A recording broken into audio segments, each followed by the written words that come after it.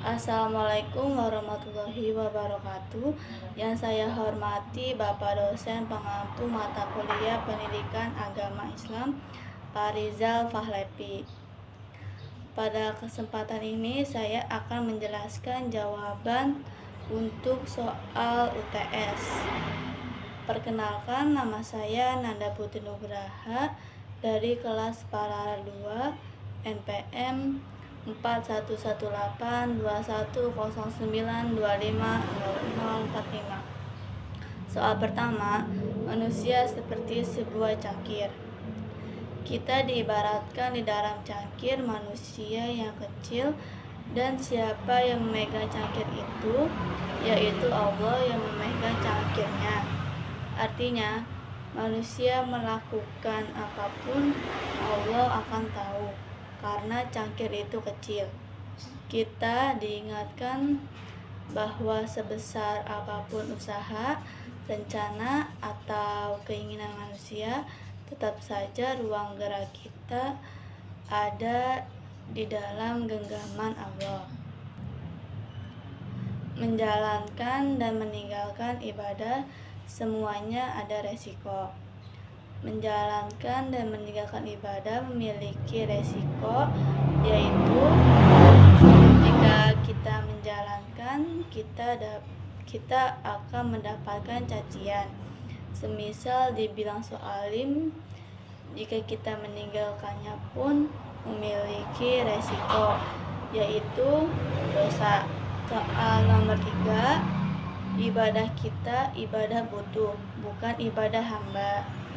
Ibadah yang dilakukan saat ada butuhnya doang adalah ibadah butuh.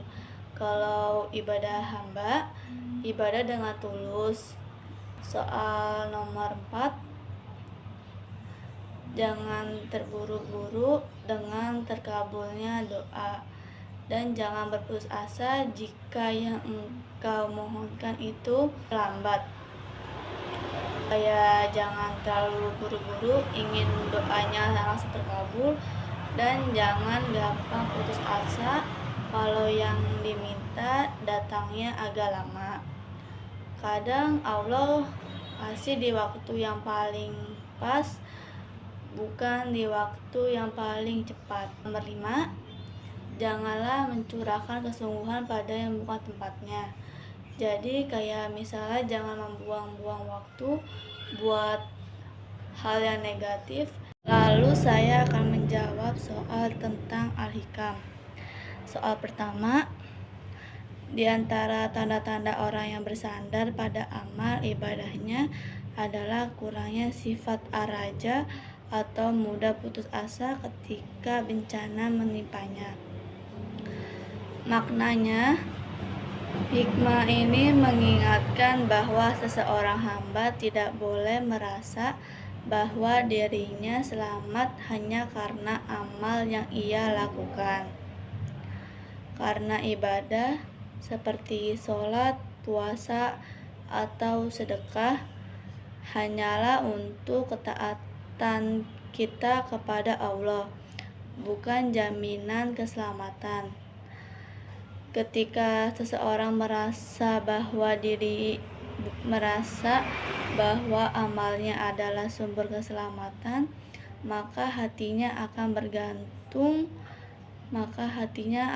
bergantung pada dirinya sendiri, bukan pada rahmat Allah. Nomor 2, tanamlah wujudmu dalam bumi ketidakterkenalan, karena sesuatu yang tumbuh dari apa yang tidak ditanam hasilnya tidak sempurna. Maknanya, hikmah ini mengajarkan bahwa seseorang hamba hendaknya tidak tergesa-gesa ingin terkenal, dihargai, atau diakui. Menanam wujudmu artinya rendahkanlah dirimu, jangan suka pamer amal, jangan mencari pujian dan perhatian. Ikhlas dalam beramal. Lalu, sesuatu yang tumbuh tanpa ditanam tidak akan sempurna. Artinya, Jika seseorang mendapatkan popularitas atau kedudukan tanpa proses, tanpa kesabaran, atau tanpa keikhlasan, maka hasilnya tidak akan berkah. Kedudukan itu akan rapuh. Nomor 3, bagaimana dapat dibayangkan bahwa Allah Subhanahu wa Ta'ala dapat dihijab atau dibatasi tirai oleh sesuatu, padahal Allah Subhanahu wa Ta'ala yang menciptakan dan mewujudkan segala sesuatu. Maknanya, hikmah ini menjelaskan bahwa tidak ada yang bisa menghalangi Allah. Dialah yang menciptakan segala sesuatu, maka mustahil ada sesuatu yang dapat menutupi keberadaannya. Jika seseorang merasa tidak melihat tanda-tanda Allah dalam hidupnya, sebenarnya yang tertutup bukan Allah, tetapi hati manusia. Apa yang membuat hati tertutup?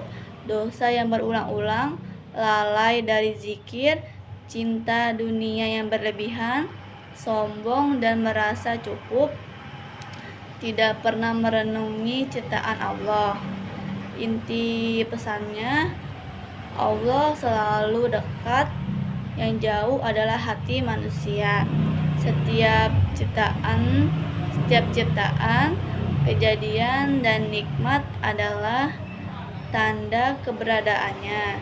Jika hati bersih, semua ciptaan menjadi cermin yang menunjukkan Allah. Nomor 4, di antara tanda matinya hati adalah tidak adanya perasaan sedih atas ketaatan yang kau lewatkan, dan tidak adanya perasaan menyesal atas kesedihan yang kau lakukan. Maknanya, hati yang sehat selalu peka terhadap kebaikan dan dosa. Tapi ketika hati mulai mati, kepekaan itu hilang. Tanda hati yang hidup yaitu sedih jika terlambat sholat, menyesal saat berbuat dosa, merasa kurang jika ibadahnya sedikit. Lalu tanda hati yang mati tidak peduli jika meninggalkan ibadah, tidak menyesal saat berbuat dosa, merasa biasa saja meski melakukan maksiat berulang kali. Jika seseorang sudah tidak merasa apa-apa ketika bermaksiat, itu adalah tanda bahaya spiritual. Inti pesannya, jaga hati dengan zikir, ilmu, dan menjauhi dosa. Nomor 5, tidak ada dosa kecil jika engkau dihadapkan pada keadilannya, dan tidak ada dosa besar jika engkau dihadapkan pada karunia-Nya. Maknanya, hikmah ini mengajarkan keseimbangan emosional antara khauf atau takut dan raja atau harap jika Allah mengadili manusia dengan keadilannya. Dosa sekecil debu pun akan terasa berat karena manusia penuh dosa dan kekurangan. Tetapi jika Allah memberi ampunan dengan karunia-Nya, dosa sebesar apapun bisa diampuni. Karena rahmat-Nya lebih luas dari langit dan bumi. Inti pesannya, jangan meremehkan dosa kecil, jangan putus asa karena dosa besar, karena takut pada keadilan Allah, tetapi gantungkan harapan pada rahmat-Nya. Seimbang antara takut dan harap adalah tanda hati yang dewasa. Sekian penjelasan dari saya, kurang lebihnya mohon maaf.